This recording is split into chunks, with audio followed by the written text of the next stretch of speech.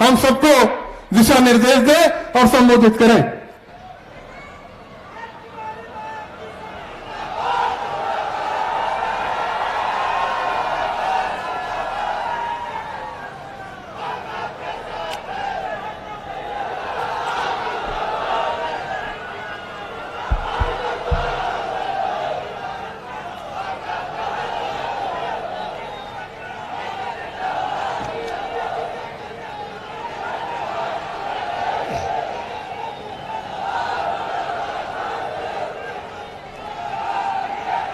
BSP की इस चुनावी जनसभा में इकट्ठा हुए पार्टी के सभी छोटे बड़े पदाधिकारी एवं कार्यकर्तागण, आज आप लोग देश में व यहाँ आपके उत्तर प्रदेश स्टेट में भी लोकसभा के लिए हो रहे आम चुनाव में अपनी पार्टी के उम्मीदवारों के समर्थन में मुझे सुनने के लिए यहाँ इकट्ठा हुए हैं, तो उसके लिए मैं आप सभी लोगों का हार्दिक दिल से आभार प्रकट करती हूँ। वैसे आप लोगों को ये मालूम है कि हमारी पार्टी कांग्रेस, बीजेपी व अन्य किसी भी विरोधी पार्टी तथा गठबंधन आदि के साथ मिलकर नहीं, बल्कि अकेले ही अपनी पार्टी के बलबूते पर पूरी तैयारी व दमदारी के साथ ये चुनाव लड़ रही है। इसके साथ ही हमने टिकट बंटवारे के मामले में भी सर्व समाज के लोगों को उचित भागीदारी दी है, जिनको कामयाब बनाने के लिए अपनी पार्टी के लोग पूरे जी जान से लगे हैं। हालांकि आज यहाँ आपके इकट्ठा हुई अपार भीड़ व भीड़ के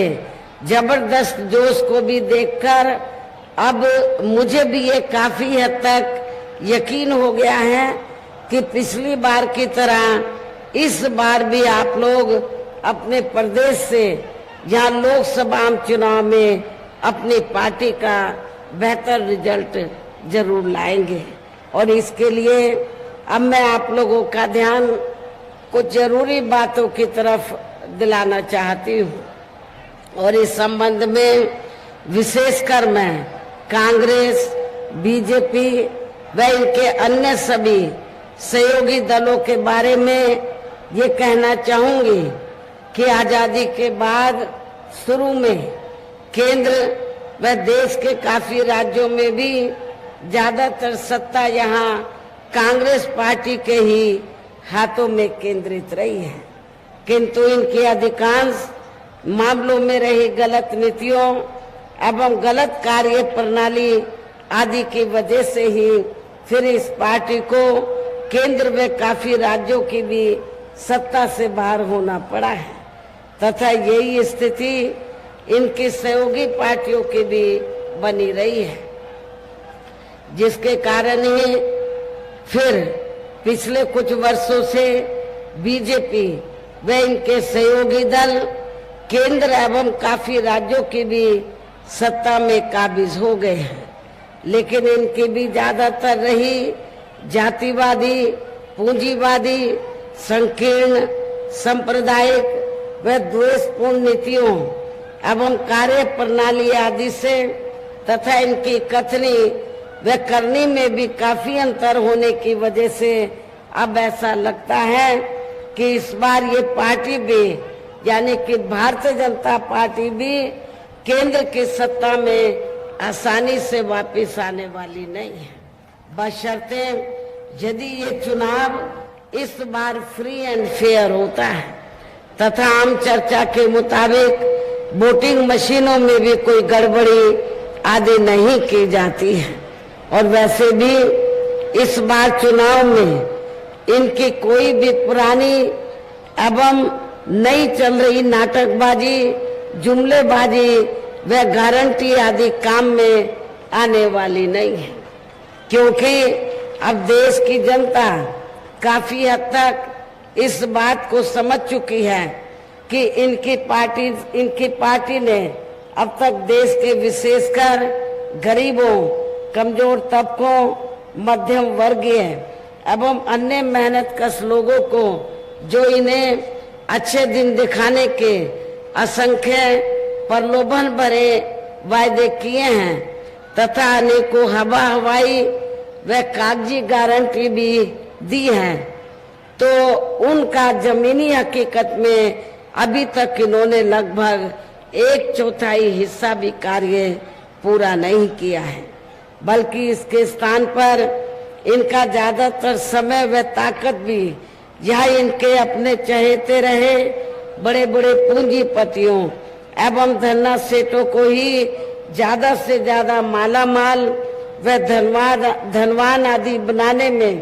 तथा इन्हें हर स्तर पर छूट देने में व बचाने में ही लगी रही है, जिनके अधिकांश आर्थिक सहयोग से ही ये पार्टी व अन्य पार्टियां भी अपना संगठन चलाती हैं तथा चुनाव आदि भी लड़ाती हैं, जिसका काफी कुछ खुलासा बॉन्ड की आई रिपोर्ट से भी हो जाता है। इस संदर्भ में वैसे आप लोगों को ये मालूम है कि अभी कुछ दिन पहले माननीय सुप्रीम कोर्ट ने बॉन्ड की जो रिपोर्ट है तो इसको उजागर किया और उजागर होने के बाद आप लोगों को ये मालूम हो गया कि देश में बीएसपी को छोड़कर जितनी भी राजनीतिक पार्टियां हैं, सभी राजनीतिक पार्टियों ने, कांग्रेस, बीजेपी व अन्य सभी राजनीतिक पार्टियों ने बीएसपी को छोड़कर तो ज्यादातर बड़े बड़े धनना सेठ और पूंजीपतियों से बॉन्ड के जरिए पैसा लिया है और उस पैसे से ये अपना संगठन चलाती है और चुनाव में पैसा पानी की तरह बहाती है। लेकिन जब ये रिपोर्ट आई तो आपको ये मालूम हो जाना चाहिए कि उस रिपोर्ट में बहुजन समाज पार्टी का कहीं पर भी ये जिक्र नहीं था कि बीएसपी ने किसी बड़े पूंजीपति या छोटे पूंजीपति से 1 भी रुपया लिया। तो इसलिए यहाँ मैं आप लोगों को ये कहना चाहूंगी कि हमारी पार्टी जो संगठन चलाती है या दफ्तर आदि चलाती है या चुनाव वगैरह लड़ती है, तो हमारी पार्टी दूसरी पार्टियों की तरह बड़े बड़े पूंजीपतियों व धनना सेठों से पैसा लेकर ये सब कार्य नहीं करती है, बल्कि अपनी पार्टी के ही कार्यकर्ताओं से, अपनी पार्टी के ही सभी छोटे बड़े कार्यकर्ताओं से थोड़ा थोड़ा धन इकट्ठा करके मेंबरशिप के जरिए, मेरे जन्मदिन के मौके पर भी और चुनाव में भी लोगों से थोड़ा थोड़ा धन इकट्ठा करके हम संगठन को चलाते हैं और चुनाव आदि भी लड़ाते हैं। लेकिन दूसरी पार्टियों की तरह हम लोग बड़े बड़े पूंजीपतियों और धनना सेठों से कोई पैसा नहीं लेते हैं। इसके साथ ही अब ऐसा लगता है कि कांग्रेस पार्टी की तरह ही बीजेपी ने भी, यहाँ मैं ये भी बताना चाहती हूँ, जब जांच एजेंसियों की बात आती है तो जो भी पार्टी पावर में होती है, चाहे कांग्रेस पावर में रही हो या सेंट्रल में वर्तमान में बीजेपी, ये सारी की सारी पार्टियां तो जो सरकारी जांच एजेंसियां हैं तो इनका इन्होंने राजनीतिकरण ही कर दिया है। सभी ये पार्टियों की सरकार है, चाहे केंद्र में कांग्रेस सत्ता में रही हो या वर्तमान में बीजेपी, तो इन्होंने सरकारी जांच एजेंसियों का दुरुपयोग किया है, ज्यादातर दुरुपयोग किया है, अर्थात इनका राजनीतिकरण ही कर दिया है। इसके अलावा देश के किसान वर्ग भी वर्तमान बीजेपी की सरकार में शुरू से ही अपनी विभिन्न समस्याओं को लेकर काफी ज्यादा दुखी व परेशान रहे हैं और अभी भी हैं। जबकि यूपी में 4 बार हमारी पार्टी की रही सरकार ने इनके हितों का भी हर स्तर पर विशेष ध्यान रखा है। आप लोगों को ये मालूम है, जब भी बीएसपी के नेतृत्व में सरकार रही तो हमने अपनी 4 हुकूमतों में तो किसानों को खेती करने के लिए समय से वे सस्ते साधन उपलब्ध कराए हैं और उनकी फसल का भी हमने समय से उचित दाम दिया है। इतना ही नहीं बल्कि केंद्र में पूर्व की रही कांग्रेसी सरकार की तरह ही वर्तमान भाजपा सरकार में भी इनकी जातिवादी, हीन, सांप्रदायिक एवं पूंजीवादी सोच व नीतियों के चलते ही पूरे देश में सर्व समाज में से खासकर गरीबों, दलितों, आदिवासियों, पिछड़े वर्गों, मुस्लिम एवं अन्य धार्मिक अल्पसंख्यक समाज के लोगों का भी पूर्ण रूप से विकास व उत्थान आदि नहीं हो सका है। और इस संदर्भ में वैसे आप लोगों को ये मालूम है कि यहाँ दलितों, आदिवासियों एवं अन्य पिछड़े वर्गों का सरकारी नौकरियों में वर्षों से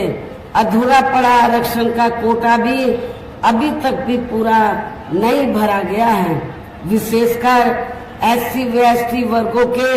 सरकारी कर्मचारियों का पदोन्नति में आरक्षण भी अब काफी हद तक प्रभावी ही नहीं बना दिया गया है। और आप लोगों को ये भी मालूम है कि जब यूपी में समाजवादी पार्टी की सरकार थी तो श्री अखिलेश यादव ने तो पूरे यूपी में SC व ST वर्गों के सरकारी कर्मचारियों का पदोन्नति में आरक्षण ही बिल्कुल खत्म कर दिया था। और जब इसको प्रभावशाली बनाने के लिए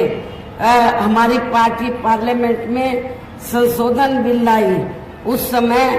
कांग्रेस पावर में थी और बीजेपी अपोजिशन में थी। दोनों पार्टियां अंदर मिल गई, अंदर मिलकर तो सपा को आगे करके तो इन्होंने इस विधेयक को, संशोधन विधेयक को पास नहीं होने दिया। लेकिन आज जब चुनाव हो रहा है तो ये सभी पार्टियां, कांग्रेस, बीजेपी, अन्य सभी पार्टियां जो इनको आरक्षण देने की बात कर रही हैं, आरक्षण इनकी वजह से नहीं मिला है बल्कि परम पूज्य बाबा साहब डॉक्टर भीमराव अंबेडकर की वजह से मिला है। लेकिन इन्होंने उस आरक्षण का पूरा लाभ इनको नहीं दिया है। इसका पूरा लाभ इन्होंने नहीं दिया है। और आपको मैं ये बताना चाहती हूँ कि जब बाबा साहब डॉक्टर अंबेडकर पहले लॉ मिनिस्टर बने तो बाबा साहब डॉक्टर अंबेडकर ने, उस समय कांग्रेस पावर में थी, तो बाबा साहब डॉक्टर अंबेडकर ने पंडित जवाहरलाल नेहरू एंड कंपनी के लोगों को ये कहा कि SC ST का जो आरक्षण का कोटा है वो पूरा नहीं भरा जा रहा है, इसको भरा जाए। और जो अति पिछड़े वर्ग के लोग हैं तो उनको भी SC ST का आरक्षण देने के लिए कमीशन बैठाया जाए, लेकिन कांग्रेस इसके लिए तैयार नहीं हुई। और नतीजा क्या हुआ, फिर बाबा साहब डॉक्टर अंबेडकर को तो लॉ मिनिस्ट्री से इस्तीफा देना पड़ा। और जब केंद्र में श्री BP सिंह के नेतृत्व में सरकार बनी और मंडल कमीशन की रिपोर्ट लागू की गई थी, तो उस समय अकेले कांग्रेस नहीं, बीजेपी, इन सारी पार्टियों ने अति पिछड़े वर्ग के लोगों के लिए जब ये मंडल कमीशन की रिपोर्ट लागू की गई रिजर्वेशन देने के मामले में, तो इन्होंने इसका डटकर विरोध किया था। तो कहने का तात्पर्य यह है कि चाहे कांग्रेस है, बीजेपी है या अन्य विरोधी पार्टियां हैं, इनकी मानसिकता, इन वर्गों के प्रति जो जातिवादी मानसिकता वो बदली नहीं है। लेकिन चुनाव में इतनी बड़ी बड़ी बातें ये लोग करते हैं जैसे ये बड़े हितैषी रहे हैं, ये हिमायती रहे हैं, लेकिन जब ये पावर में रहते हैं तो ये उल्टा काम करते हैं। ये उल्टा काम करते हैं, उसका फायदा पूरा नहीं देते हैं। साथ ही केंद्र व राज्यों में भी विरोधी पार्टियों की रही सरकारों में इन सभी वर्गों को प्राइवेट सेक्टर में आरक्षण दिए जाने की व्यवस्था किए बिना ही इनके सरकारों के ज्यादातर सरकारी कार्य अब प्राइवेट सेक्टर के जरिए ही इनके बड़े बड़े पूंजीपतियों व धन्ना सेठों आदि को ही दिए जाने के कारण अब इनको पूरे देश में आरक्षण का बहुत कम ही लाभ मिल पा रहा है। इसी प्रकार इनका अन्य और मामलों में भी शोषण में उत्पीड़न आदि होना अभी तक भी बंद नहीं हुआ है। इनके साथ साथ मुस्लिम व अन्य धार्मिक अल्पसंख्यक समाज के लोगों की भी हालत हर स्तर पर यह काफी ज्यादा खराब व दयनीय ही बनी हुई है, जिसका काफी कुछ खुलासा सच्चर कमेटी की रिपोर्ट में भी किया गया है। इतना ही नहीं बल्कि पिछले कुछ वर्षों से केंद्र एवं अधिकांश राज्यों में भी बीजेपी व आरएसएस की सरकारों के चलते हुए अब इनका विकास एवं उत्थान आदि होना भी काफी हद तक बंदशाही हो गया है। आए दिन इन पर खासकर हिंदुत्व की आड़ में हो रही जनजाति भी या काफी ज्यादा चरम सीमा पर पहुंच चुकी है। इनके साथ साथ अपर कास्ट समाज में से विशेषकर गरीब लोगों की भी हालत हमें कोई खास अच्छी नजर नहीं आती है। इनकी गलत कृषि नीतियों के कारण किसान वर्ग भी आए दिन आंदोलित ही रहता है। साथ ही इनके गलत आर्थिक नीतियों की वजह से देश की अर्थव्यवस्था पर भी इसका काफी बुरा प्रभाव पड़ा है, जिससे यहाँ विशेषकर छोटे एवं मध्यम वर्गीय व्यापारी वर्ग भी काफी ज्यादा दुखी व परेशान है। और अब केंद्र में पूर्व की रही सरकारों की तरह ही वर्तमान भाजपा सरकार में भी यहाँ पूरे देश में गरीबी, बेरोजगारी एवं महंगाई आदि भी लगातार काफी ज्यादा बढ़ रही है। देश में हर स्तर पर फैला भ्रष्टाचार भी अभी तक खत्म नहीं हुआ है। ऐसे में अब आप लोगों को देश में हो रहे लोकसभा चुनाव में कांग्रेस, बीजेपी व इनकी सहयोगी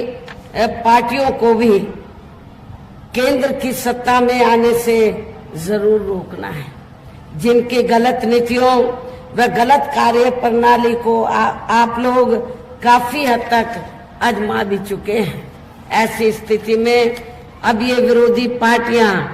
इस चुनाव में भी किस्म किस्म के साम, दाम, दंड भेद आदि अनेकों हथकंडे इस्तेमाल करके केंद्र की सत्ता में आने की पूरी कोशिश में लगी हैं, जिनसे अपनी पार्टी के लोगों को हर स्तर पर काफी ज्यादा सावधान रहना है। और इस मामले में विरोधी पार्टियां अपने अपने पक्ष में हवा बनाने के लिए खासकर मीडिया, ओपिनियन पोल व सर्वे आदि का जो बड़े पैमाने पर इस्तेमाल कर रही हैं, तो उनसे भी अपनी पार्टी के लोगों को बिल्कुल भी गुमराह नहीं होना है। इसके साथ ही विरोधी पार्टियों के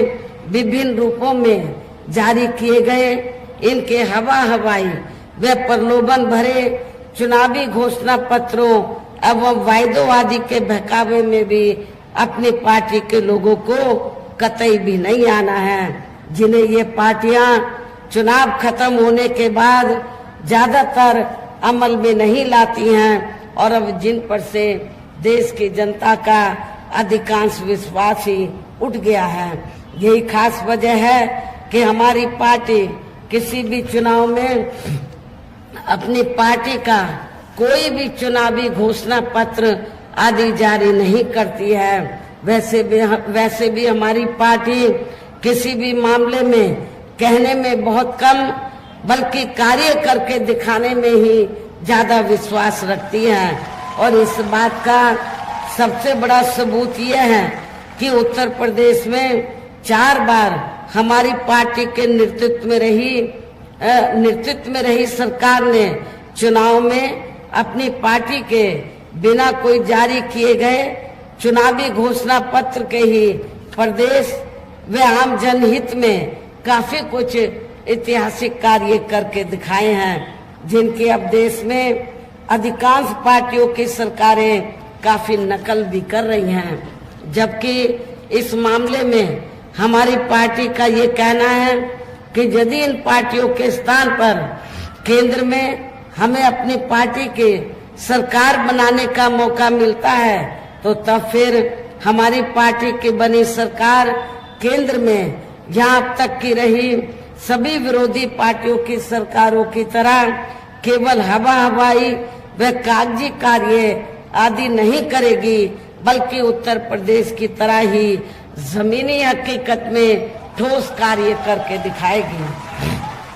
और इस संदर्भ में खासकर मैं ये कहना चाहूंगी,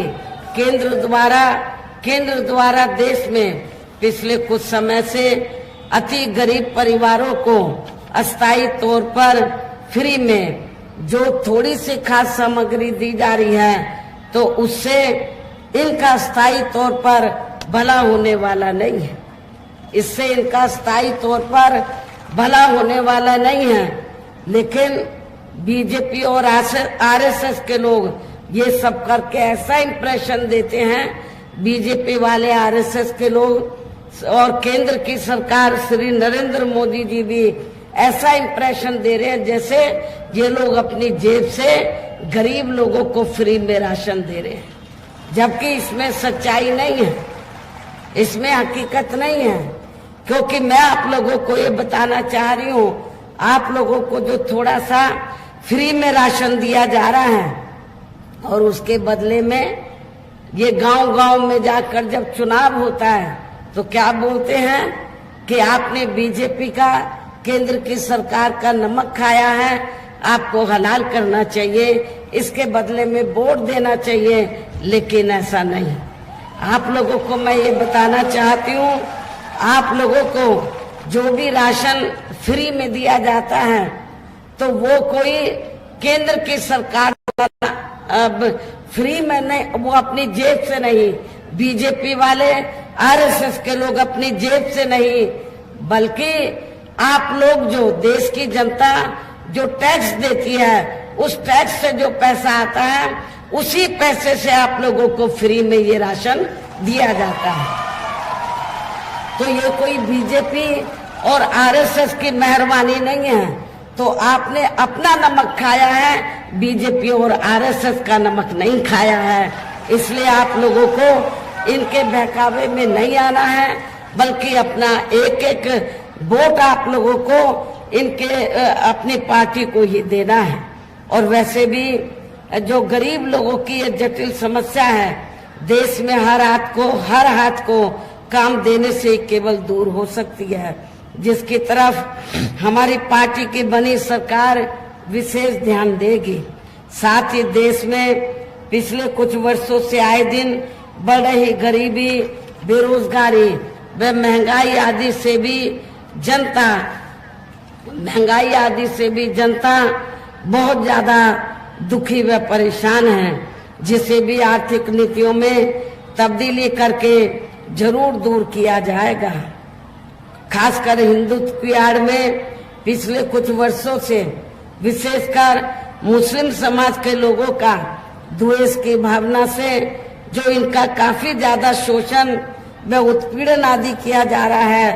तो इसे भी जरूर रोका जाएगा। और ये सब हमने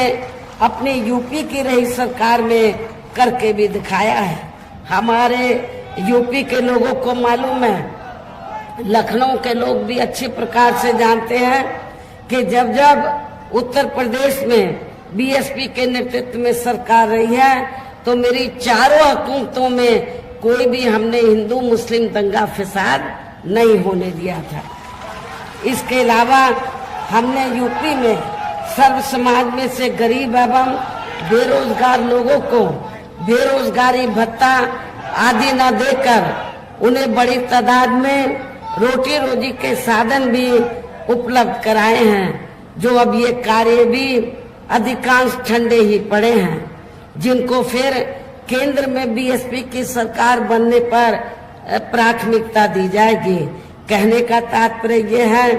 कि देश में इस समय हो रहे लोकसभा चुनाव में विरोधी पार्टियों के जारी किए गए इनके हवाई व प्रलोभन भरे चुनावी घोषणा पत्रों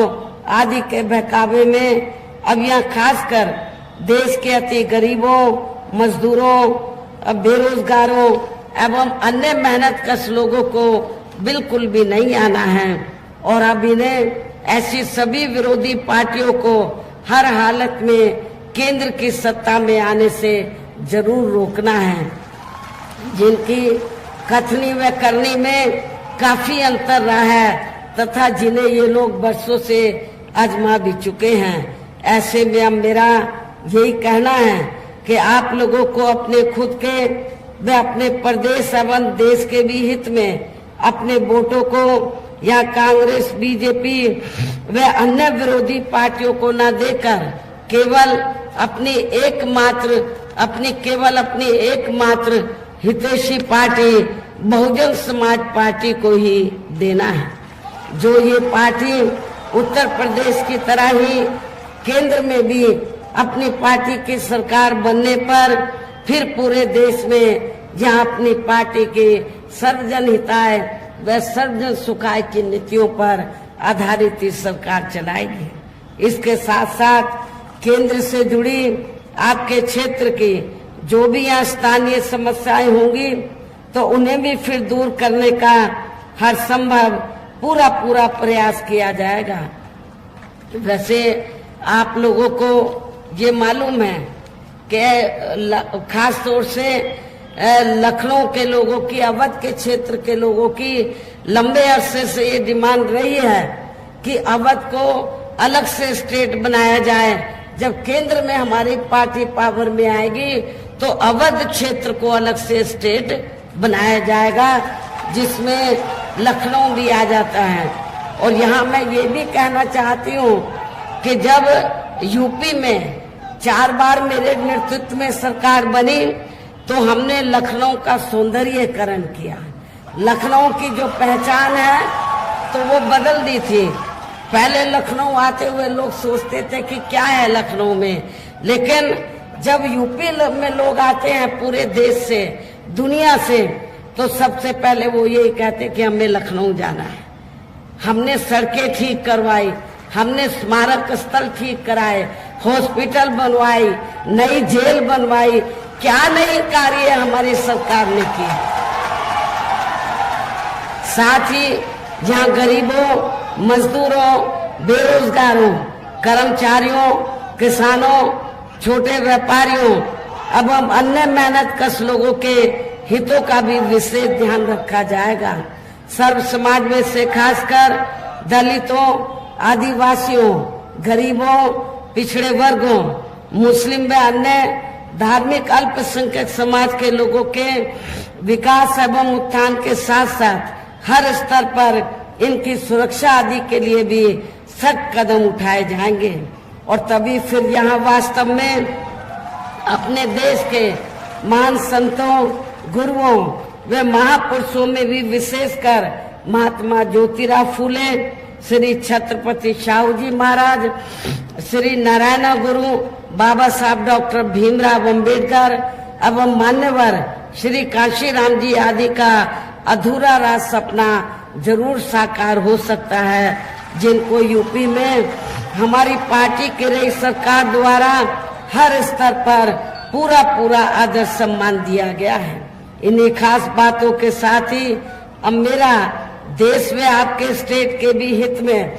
यही कहना है कि हमारी पार्टी ने यहाँ जिनको भी लोकसभा आम चुनाव के लिए मैदान में उतारा है, आपके इस क्षेत्र के जिन लोगों को भी लोकसभा आम चुनाव के मैदान में उतारा है, जो आपके सामने मंच पर भी मौजूद है, तो उन्हें आपको जरूर कामयाब बनाना है, जिसके लिए यहाँ पार्टी के सभी स्तर के छोटे बड़े पदाधिकारी एवं कार्यकर्तागण आदि पूरे जी जान से लगे हैं। और अब अंत में मेरा यही कहना है, आप लोगों को वोट पड़ने वाले दिन यहाँ बीएसपी के अपने सभी लोकसभा उम्मीदवारों को, अर्थात आप लोगों को मालूम है कि लखनऊ लोकसभा की सीट से तो हमारे काफी लोकप्रिय पार्टी के हमारे नेता मुस्लिम समाज से जो ताल्लुक रखते हैं, श्री सरवर मलिक को हमने चुनाव के मैदान में उतारा है। मोहनलालगंज सुरक्षित लोकसभा की सीट से श्री राजेश कुमार उर्फ मनोज प्रधान को हमने चुनाव के मैदान में उतारा है। रायबरेली लोकसभा की सीट से श्री ठाकुर प्रसाद यादव को, जो बहुत ही पुराने पार्टी के मिशनरी कार्यकर्ता हैं, तो इनको चुनाव के मैदान में उतारा है। अमेठी लोकसभा की सीट से हमने श्री नन्हे सिंह चौहान को, बाराबंकी सुरक्षित लोकसभा की सीट से श्री शिव कुमार धोरे को, विधानसभा लखनऊ जो पूर्व है यहाँ से हमने श्री आलोक कुशवाहा को हमने चुनाव के मैदान में उतारा है। मेरी आप लोगों से पुरजोर अपील है कि बहुजन समाज पार्टी के ये जो प्रत्याशी आपके सामने खड़े हैं, तो आप लोगों को बीएसपी का जो चुनाव चिन्ह हाथी है, हाथी चुनाव चिन्ह के सामने वाले बटन को दबाकर इनको आप लोगों को कामयाब बनाना है, भारी वोटों के अंतर से जरूर जिताना है। इस खास अपील के साथ ही अब मैं अपनी बात यही समाप्त करती हूँ। जय भीम, जय भारत। अपना फर्ज निभाओ।